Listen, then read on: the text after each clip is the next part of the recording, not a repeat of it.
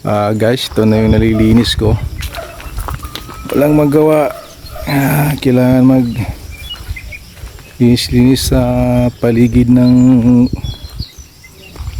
bahay para mawala yung lamok, kasi grabing lamok dito sa amin, guys. Kapal ng lamok. Yan, puro gubat na, hindi na sa amin yan. Sa iba ng may-ari na ito. Yang puro damo na yan, iba ng may-ari na yan. Ang sa amin lang, itong nilinis ko, itong boundary niyan. Buti na lang, guys, ngayon walang ulan. Medyo humupa din ng konting ulan. Yung Bermuda, guys, para hindi na kugo yung tutubo niya. Pangit kasi tignan. Ito na yan.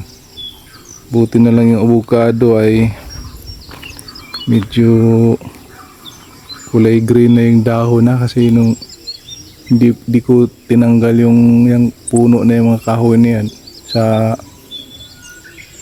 kapitbahay namin, di siya makabuelo. Itong avocado na to, di siya makabuelo.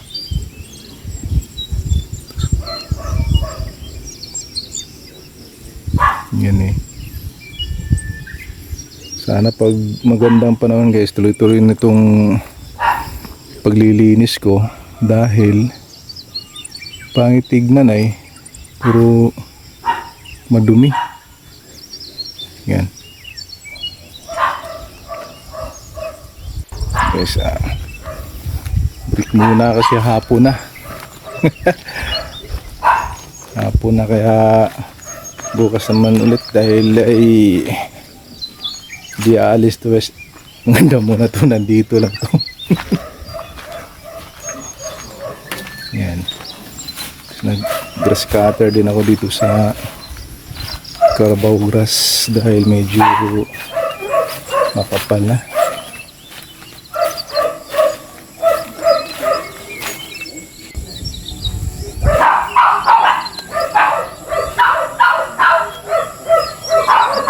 Pito na palang Carabao grass.